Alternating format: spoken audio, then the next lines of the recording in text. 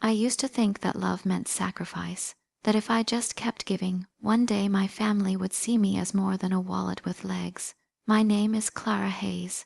I'm 31 years old, and until last year, I spent almost every dollar, dream, and ounce of energy trying to keep my family comfortable. My parents raised me to believe that family always comes first, no matter the cost. I didn't realize that in my family's version of love, the cost was always mine. I grew up in a small, two-bedroom apartment in the suburbs of Seattle. My dad worked part-time at an auto repair shop. My mom stayed home after my sister was born. Money was always tight, but they had a way of making me feel responsible for fixing it.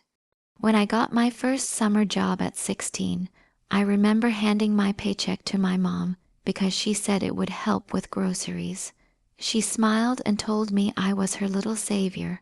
That word stuck with me.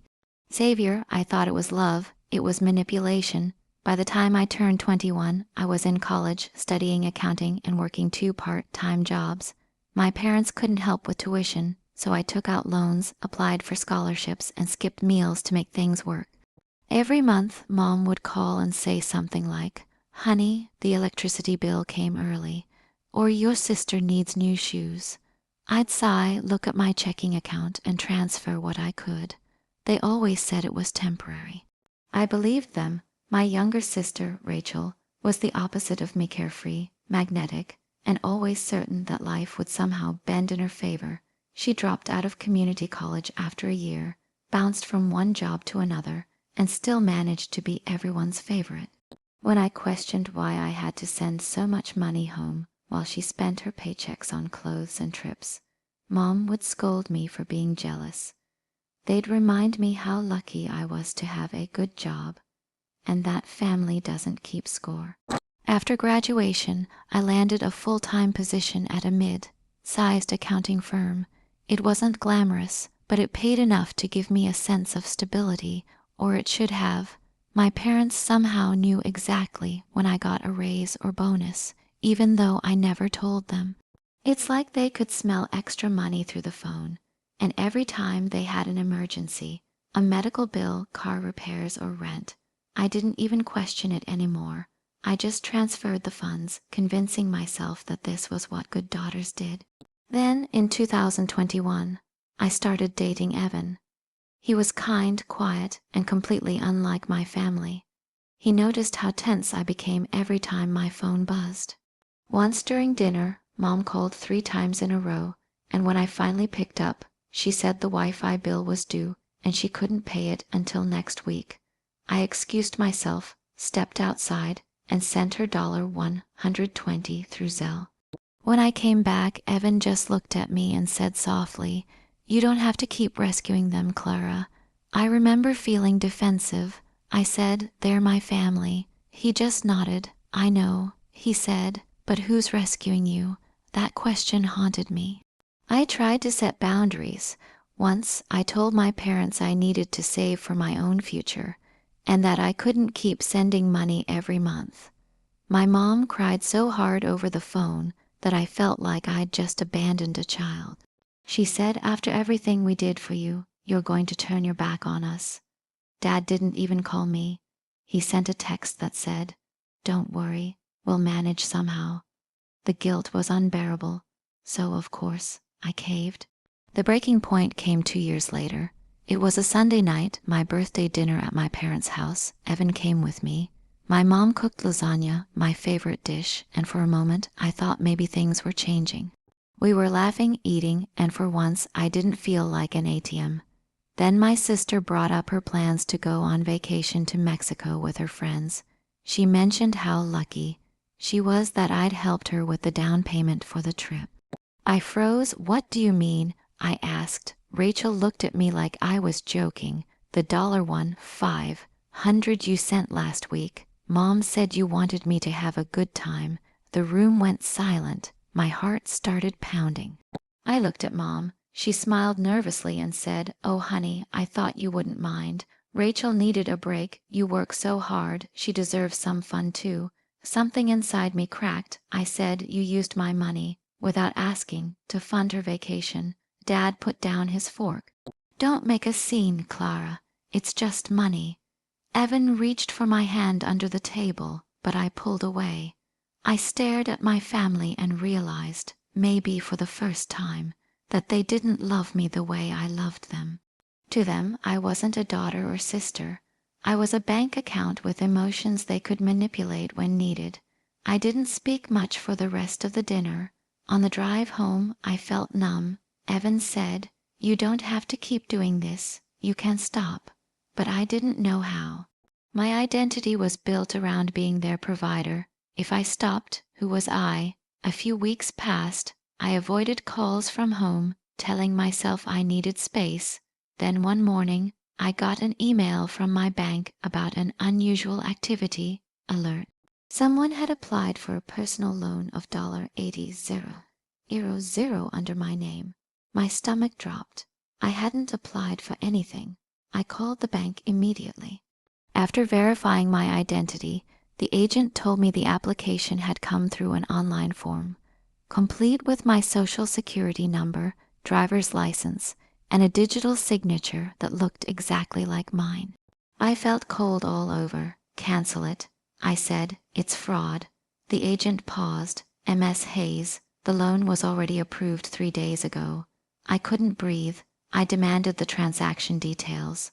When they emailed me the confirmation documents, my hands shook as I scrolled through the PDF. Then I saw the bank account the funds had been transferred to. It wasn't mine, it was my father's. I stared at the screen for a long time, hoping there was some other explanation. Maybe it was a mistake or a coincidence. But deep down, I knew. I called my mom immediately. She answered on the second ring, cheerful as always. "Hey, sweetie," she said. I could barely speak. "Mom, did you or Dad take out a loan in my name?" Silence. Then a nervous laugh. "What? No, of course not. Why would we do that?" "Because the money went to Dad's account." I said, $80,000, Mom." There was another pause, then her voice changed, colder, defensive. "We were going to tell you. We just needed it for a little while. The house repairs, the car. $80,000 isn't a little while." I shouted. I felt tears burn my eyes. "You stole from me." "Don't use that word," she snapped. "We're family. You always said you wanted to help. Not like this." Dad got on the phone. "Lower your voice, Clara. You're overreacting. We'll pay it back." "With what money?" I demanded. "You can't even pay your own bills without me." There was a long silence. Then Dad said, "Maybe if you weren't so selfish, we wouldn't have had to." That was the moment I broke. Not when I saw the bank account, not even when I realized how long they'd been lying, but when my father called me selfish for refusing to let them destroy me financially. I hung up. I sat on the floor of my apartment, shaking, staring at my phone as it buzzed with their messages. They said things like, "We didn't mean to hurt you. You're our daughter. Don't ruin the family over money." But it wasn't just money. It was trust. It was years of sacrifice. It was my life. That night, I didn't sleep. I printed every email, every document, every text message they'd sent me asking for money. And by morning, I made a decision I never thought I'd make in my life. I was going to fight back. The next morning, I called in sick to work. My voice trembled as I explained to my manager that I had a family emergency. I didn't elaborate because I didn't have the words for what was happening yet.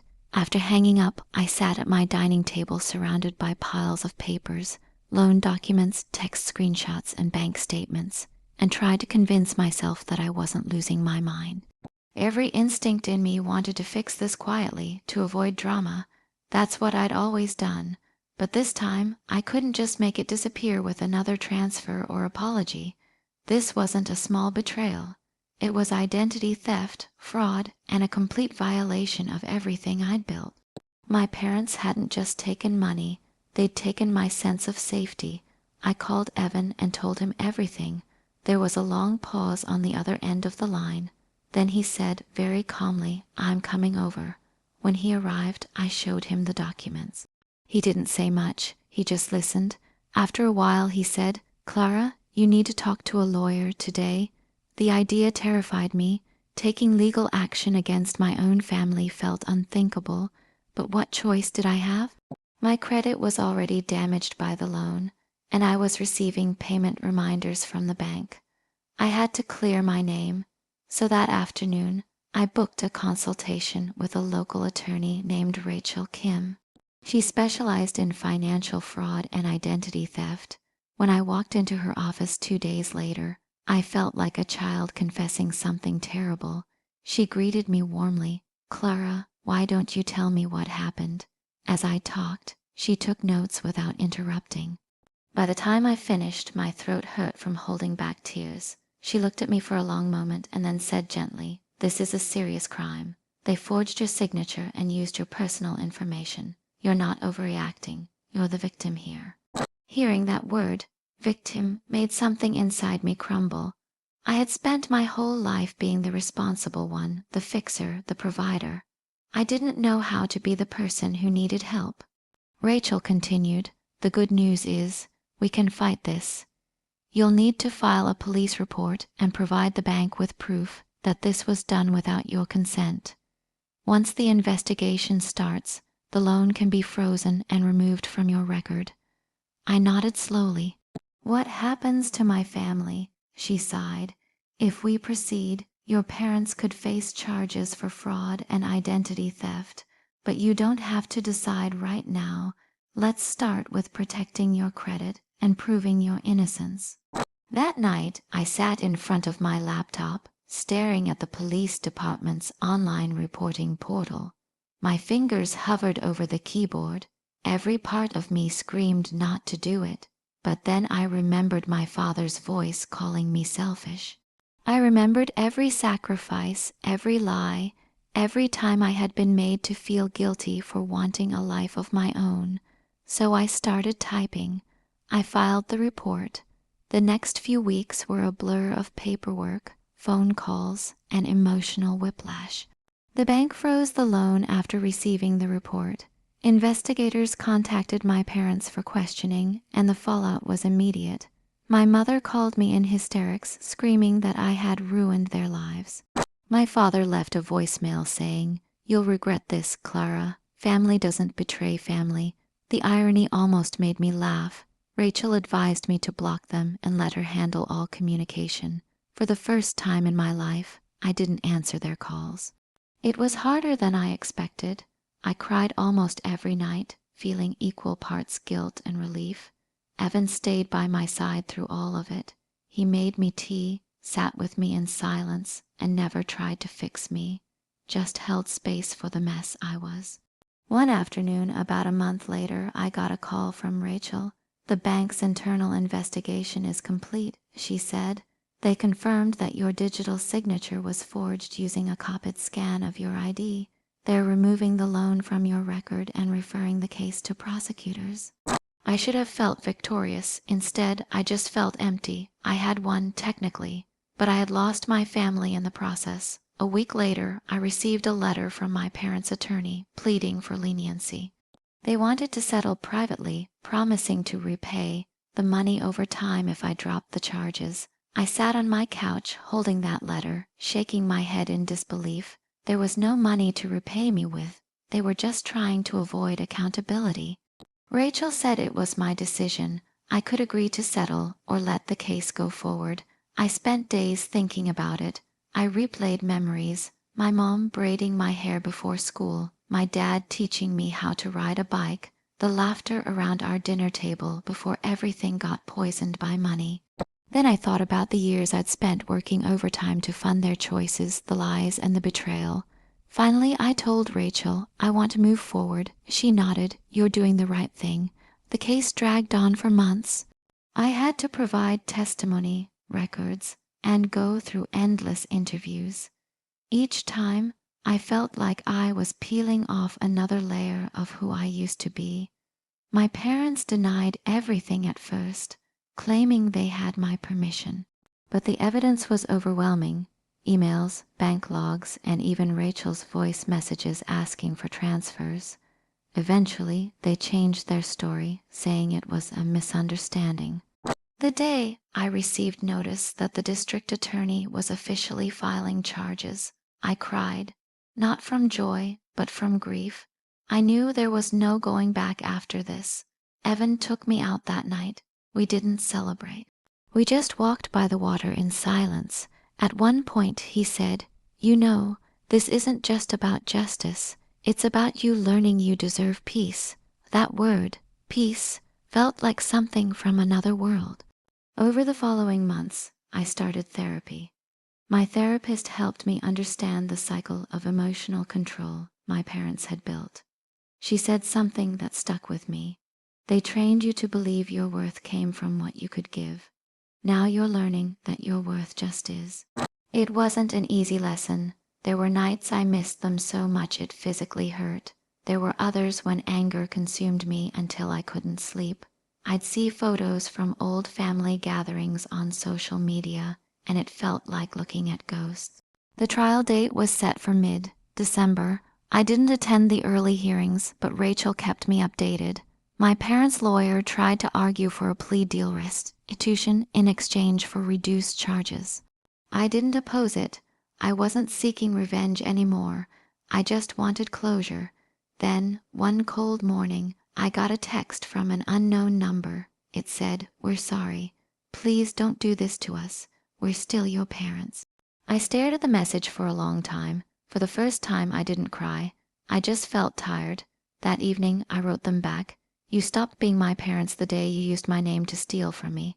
I hope one day you understand what that did to me. But I can't carry your guilt anymore." I blocked the number. When the trial concluded, they were sentenced to probation and restitution. The judge noted their age and lack of prior criminal record as mitigating factors. It wasn't prison, but it was accountability, and that was enough for me. Afterward, I took some time off work. Evan and I rented a small cabin in Oregon for a week. It was quiet there, surrounded by pine trees and silence. One night, sitting by the fire, Evan asked, "Do you feel free?" I thought about it for a while. "Not yet," I said, "but I feel like I finally stopped drowning." He smiled. "That's a start." When we got back to Seattle, I decided to move apartments. My old place felt haunted by too many memories.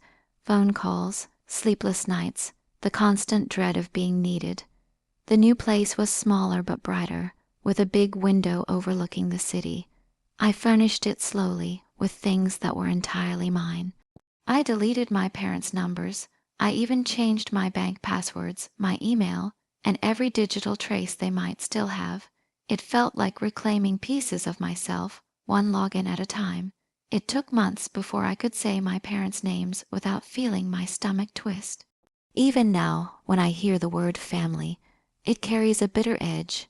But I'm learning that family isn't about shared blood. It's about respect, trust, and love that doesn't come with a price tag. Sometimes I catch myself wondering what my life would have been like if I'd never found out about the loan. Would I still be sending them money, convincing myself I was helping? Maybe, maybe not. But I know this much. If betrayal is the price of waking up, I'd still choose the truth. I didn't just fight my parents. I fought the version of myself that believed I didn't deserve boundaries. And in that fight, I finally found freedom. After the trial ended, I thought everything would go back to normal. I imagined I'd wake up one morning, make coffee, and feel the weight finally lift. But life doesn't work that way. Healing isn't a single moment. It's thousands of small choices to keep going. For months, I still found myself glancing at my phone, half expecting a message from my mother. Sometimes I'd dream that everything had been a misunderstanding, that we were sitting together at the kitchen table again, laughing over burnt toast. Then I'd wake up and remember that home doesn't exist anymore. The first real shift happened one Sunday morning. I was walking through a farmer's market downtown alone. I used to hate doing things alone. For years, I'd been so focused on other people's needs that solitude felt like punishment. But that day, it was different. The sky was overcast, the air smelled of fresh bread and rain, and for the first time in years, no one was asking me for anything. No one needed money. No one needed saving. I just existed, and it felt peaceful. I started doing little things I'd never allowed myself to do before. I signed up for pottery classes. I took weekend trips to small towns near the coast. I adopted a cat named Olive, who spends most of her time ignoring me unless I'm working on my laptop. My therapist said these small acts of self-care were signs of rebuilding trust with myself. She was right. Sometimes, though, the guilt still sneaks in. I'll be sitting in my living room reading, and I'll suddenly remember my dad teaching me to drive or my mom singing while cooking. My chest tightens with grief. It's not that I miss who they are now. I miss who I thought they were. The illusion of family I spent decades trying to protect. A few months after the sentencing, I got a letter in the mail. The handwriting was unmistakable, my mother's looping cursive. My hands trembled as I opened it. Inside, she wrote that they were deeply sorry for how things happened, that they were ashamed, and that they hoped I could forgive them so we can be a family again someday. At the bottom, she wrote, "Love always, Mom." I must have read that line 100 times. There was a part of me that wanted to pick up the phone, to hear her voice, to go back to pretending everything was fine. But I knew if I did, I'd fall right back into the same cycle, so I didn't respond. I placed the letter in a box with the rest of the documents from the case and tucked it away in my closet. Not to forget it, but to remind myself that closure doesn't always come from reconciliation. Sometimes closure means choosing silence. Evan stayed with me through all of it. We grew closer, but our relationship wasn't defined by my pain. He encouraged me to live beyond it. One evening while we were cooking dinner, he asked, "Do you ever think about helping other people who have gone through something similar?" The question caught me off guard. "You mean like volunteering?" He nodded. "You're good at explaining things, and you've been through hell. Maybe you could turn that into something meaningful." I didn't say anything at the time, but the idea stayed with me.